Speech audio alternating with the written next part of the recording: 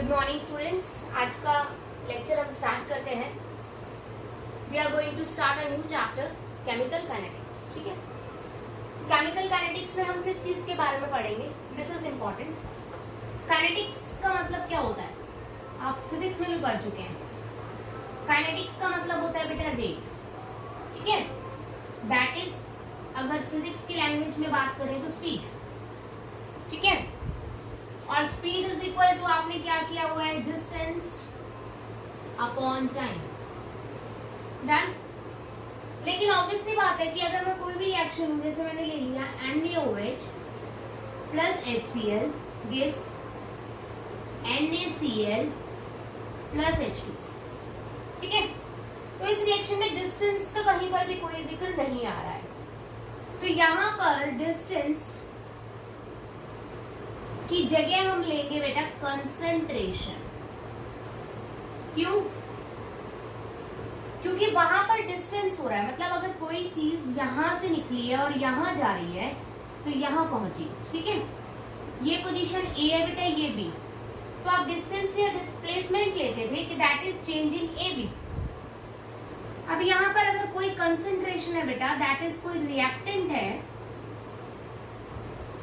और वो चेंज कर रहा है बी में, दैट इज क्या बना रहा है, प्रोडक्ट बना रहा है। तो इस केस में अगर मैं बात करूं तो my reactant is changing into product. तो क्या चीज चेंज हो रहा है यहाँ पर आपकी बदल रही है बेटा कंसंट्रेशन, कि इसका कुछ अमाउंट चेंज हुआ किसमें, प्रोडक्ट में।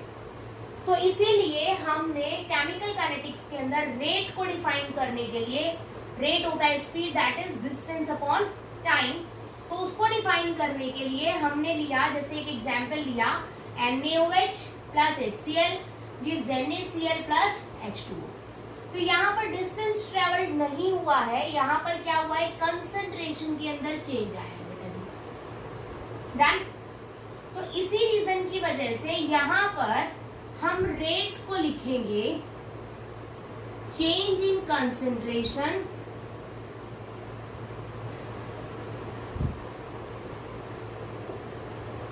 With respect to time. Clear हुई मेरी बात? तो यहाँ पर change in concentration with respect to time. अब टाइम, चेंज इन टाइम भी हो सकता है बेटा, टाइम के रिस्पेक्ट में किसी भी चीज की कंसंट्रेशन, किसी भी चीज के रिएक्शन के लिए अमाउंट आपका क्या कहलाएगा, रेट। तो सिंपली लैंग्वेज में करूं तो rate is equal to dC by dt या फिर delta C by delta T। Hair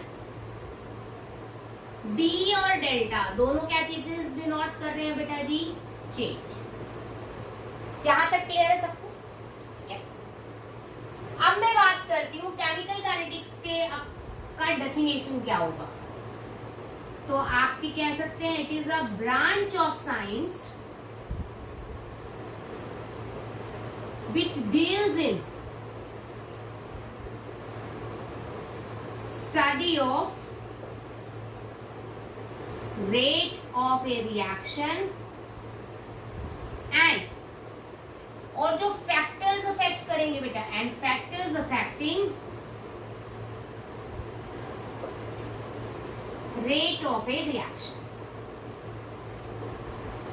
तो यहां पर हमें केमिकल काइनेटिक्स में स्टडी करना है अबाउट रेट एंड वो फैक्टर्स जिनके ऊपर आपका रेट डिपेंड करता है। डन। आपको सिर्फ इसमें यही स्टडी करना है कि what is rate and what are the factors which affect the rate of a reaction. Okay, तो यहां पर मैं नेक्स्ट टॉपिक करा रही हूं बेटा, क्लासिफिकेशन ऑफ ए रिएक्शन। आपकी रिएक्शन कितनी टाइप्स की हो सकती है? किसके बेसिस पे बेटा? रेट के बेसिस पे। Rate is equal to dC by dt या फिर delta C by delta T। यहां पर मैं कह सकती हूं बेटा that is change in concentration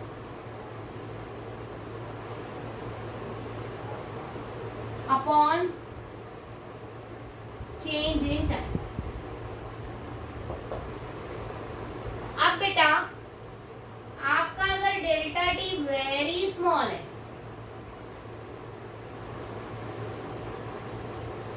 that means आपको पता भी नहीं चला, इतनी जल्दी में रिएक्शन कैरिड आउट भी हो गई झट से।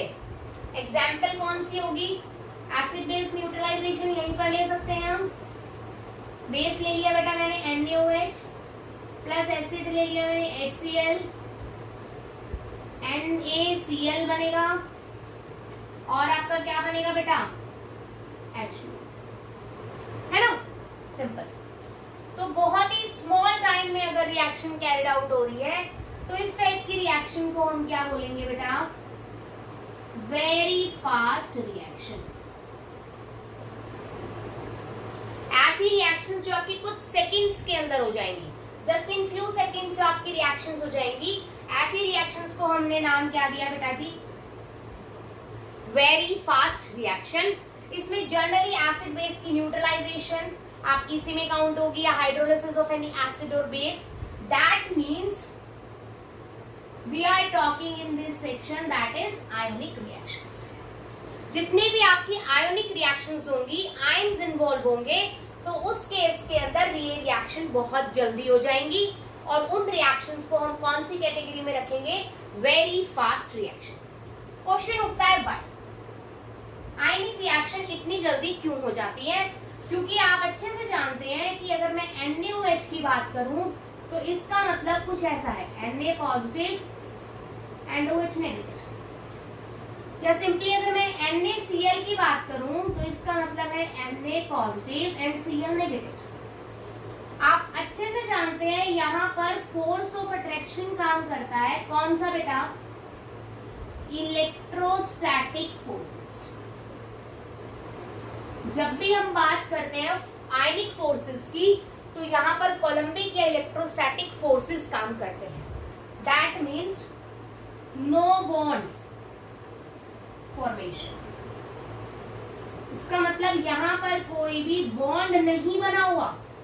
अब बेटा अगर बॉन्ड ही नहीं बना हुआ तो उस बॉन्ड को तोड़ने में टाइम भी नहीं लगेगा। तो that's why ionic reactions are so fast. Ionic reaction इतनी फास्ट इसलिए होती है क्योंकि नो इन्वॉल्वमेंट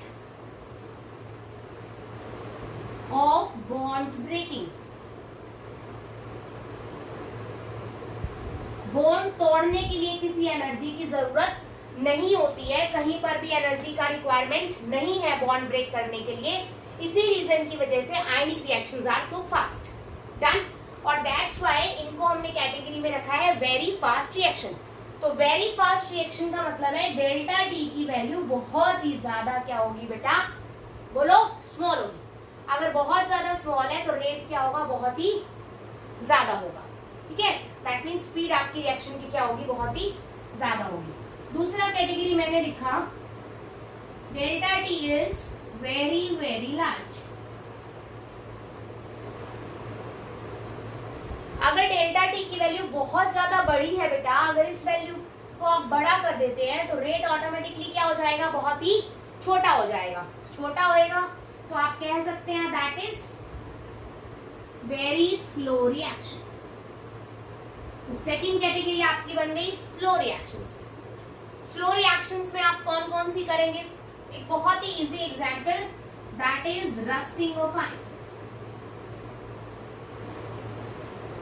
एक ऐसी रिएक्शंस या तो जो महीने ले या कुछ डेज ले रिएक्शंस होने में, उन रिएक्शंस को हम बोलते हैं बहुत ही स्लो रिएक्शंस।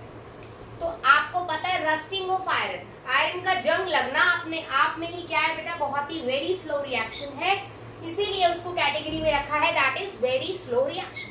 ठीक है, तो यहाँ पर अगर मैं इसका एग्जांपल लूं, आप लिखेंगे Fe+O2 गिव्स Fe3O4। ठीक है, दिस इज योर, आपको पता है रस्ट का फॉर्मूला होता है। ठीक है, तो this is your very slow reaction. कब होगा? जब आपका डेल्टा टी क्या होगा बेटा? बहुत ही ज्यादा बड़ा होगा। जब आपका डेल्टा टी बड़ा होगा तो उस केस में रेट ऑटोमेटिकली बहुत ही कम आ जाएगा।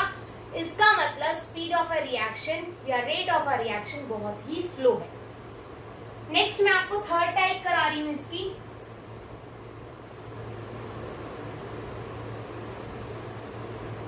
It's fluid, that is delta T neither very large nor very small. Delta T ना तो बहुत ज्यादा बड़ा है और ना ही बहुत ज्यादा छोटा है, तो इस टाइप की रिएक्शन की स्पीड हम क्या बोलते हैं बेटा? Moderate reaction. क्यों? क्योंकि ना तो वो बहुत स्पीडली चलेंगी ना ही वो बहुत स्लो है, तो रिएक्शंस कैसी हो जाएंगी? मॉडरेट रिएक्शंस, जो नॉर्मल स्पीड से चलेगा। ठीक है, अब मॉडरेट रिएक्शंस की बात करें तो moderate reactions are those reaction जिसके अंदर आपकी स्पीड क्या है? ना तो बहुत स्पीड है, मतलब रेट बहुत ज्यादा नहीं है, और ना ही रेट बहुत कम है। इसका मतलब एक प्रॉपर वे में चल रही है तो आप कह सकते हैं इट टेक्स फ्यू आवर्स, क्योंकि आवर्स से ज्यादा होते ही तो डेज हो जाएंगे, और डेज में आपकी रिएक्शन आती है वेरी स्लो रिएक्शन। ठीक है, तो यहां हम देखते हैं it takes place in few hours, कुछ आवर्स के अंदर ये रिएक्शन होती है।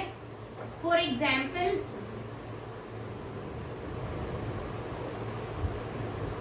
H2 plus Cl2 in the presence of light, आपका रिएक्शन होगा HCl। अब ये रिएक्शन मॉडरेट की स्पीड क्यों लेती है? क्योंकि यहाँ पर आप देख रहे हैं बेटा कौन से बॉन्ड रिक्वायर्ड है? Covalent bond. कोवेलेंट बॉन्ड टूटेंगे तो कोवेलेंट बॉन्ड टूटने के लिए एक प्रॉपर अमाउंट ऑफ एनर्जी चाहिए, और उस एनर्जी तक रिएक्शन को पहुंचने में थोड़ा सा क्या लगता है? टाइम लगता है। इसीलिए कोवेलेंट बॉन्ड की ब्रेकिंग इन्वॉल्व करने वाली रिएक्शन हमेशा ही आपकी मॉडरेट रिएक्शन कहलाएगी। ठीक है, तो आप याद रखेंगे कोवेलेंट बॉन्डेड रिएक्शंस, जिनके अंदर कोवेलेंट बॉन्ड तोड़ना पड़े, उन सभी रिएक्शंस को आप किस में रखेंगे बेटा? Moderate reactions. ठीक है, तो these are the three types. हमने पढ़ा केमिकल काइनेटिक्स क्या होता है? That is a branch of science जो रेट पे डिपेंड करती है और उन फैक्टर्स पे डिपेंड करती है जिससे रेट चेंज हो सकता है। और रेट के बेसिस पे आपकी तीन तरह की रिएक्शंस हैं, very fast, very slow and moderate reactions.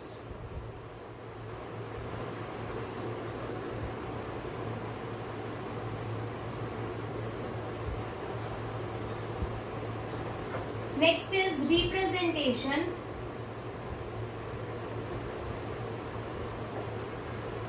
of rate of a reaction। किसी भी रेट ऑफ ए रिएक्शन को रिप्रेजेंट कैसे करेंगे वो लेते हैं। लेट टेक एन एग्जांपल, ए का ए प्लस बी का बी, सी का सी प्लस डी का डी। यहाँ पर ए एंड बी आपके क्या है बेटा? रिएक्टेंट्स। सी एंड डी आपके क्या हैं? प्रोडक्ट्स। और small A B C D आपकी क्या है? Concentration coefficients. ठीक है, तो रेट इज इक्वल टू आपने किया है change in concentration by time.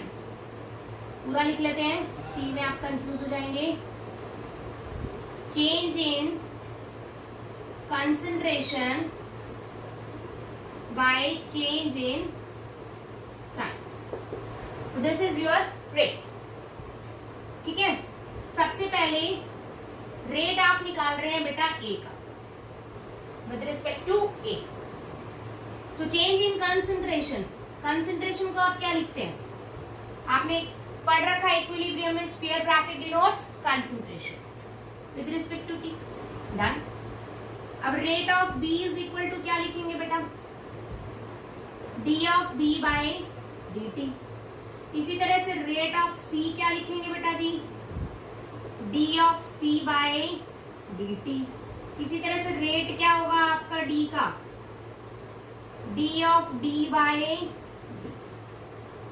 यहां तक आपको सबको क्लियर हो गया होगा। ठीक है, अब यहाँ पर बचा A और B आर रिएक्टेंट्स जिनकी कंसंट्रेशन क्या कर रही है? डिक्रीज कर रही है। डिक्रीज को डिनोट करते हैं माइनस से, तो आप यहाँ दो केसेस के अंदर क्या लगाएंगे? Negative sign.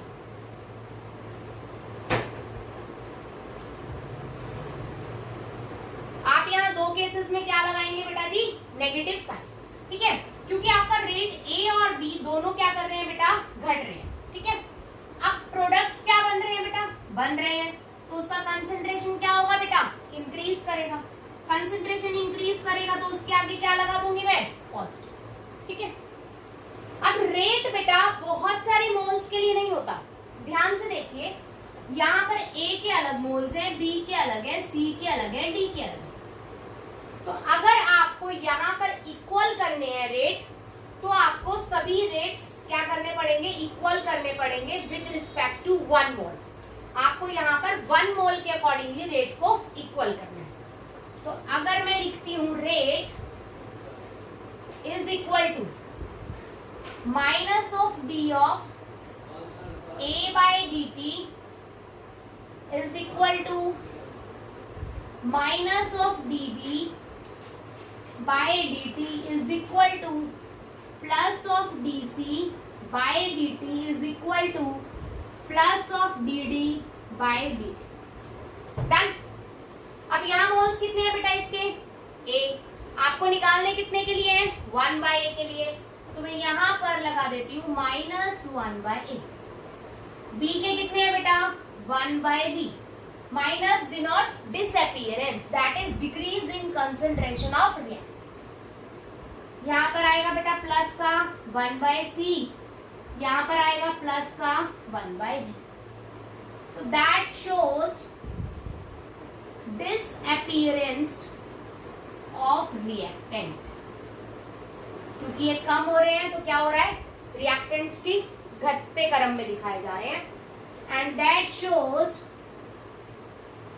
Appearance of product. Product बन रहे हैं तो वो पॉजिटिव दिखाई जाएंगे, ठीक है। Let's do it by taking 1 example, फिर आप कुछ अपने ट्राई करेंगे इसके। एग्जांपल ले लिया मैंने बेटा, N2 plus 3H2 gives 2NH3, ठीक है। तो रेट ऑफ, सबसे पहले मैं डिसअपीयरेंस ऑफ N2 निकालूं बेटा डायरेक्ट, कितना आएगा, minus D of N2 by D, ठीक है। इसी तरह से रेट ऑफ H2 निकालूं बेटा, कितना आएगा, minus D of H2 by D T. इसी तरह से रेट ऑफ NH3 अगर मैं निकालूं तो क्या आएगा, plus D of NH3 by D, ठीक है। तीनों रेट इक्वल करने के लिए तीनों की मोलर कंसंट्रेशन आपको इक्वल रखनी होगी, तो सभी को 1-1 के लिए निकालेंगे। That is rate is equal to N2 already 1 के लिए, तो minus of D of N2 by D T बेटा। H2 के लिए बेटा कितने हैं, 3 है, तो ये 1 के लिए दे रहा, 1 के लिए निकालना है तो 3 से क्या कर देंगे, divide, -1 by 3 D of H2 by D T बेटा इज इक्वल टू, ये 2 के लिए दे रखा है, 1 के लिए बनाने के लिए प्लस, क्योंकि प्रोडक्ट है, 1 by 2 D of NH3 by D T, ठीक है। तो दिस इज योर रेट, और आप इस तरह के कुछ एग्जाम्पल्स आज ट्राई करेंगे। This is for today's lecture बेटा जी। आज आपने पढ़ा रेट क्या होता है, कौन कौन सी टाइप्स हैं रिएक्शंस की on the basis of rate, और रेट की रिप्रेजेंटेशन, एंड साथ में एक क्वेश्चन में निकालना आपने सीखा है। आप on the basis of rate कुछ क्वेश्चंस ट्राई कीजिएगा, आगे का मैं आपको कल करा। ओके, हम नेक्स्ट लेक्चर में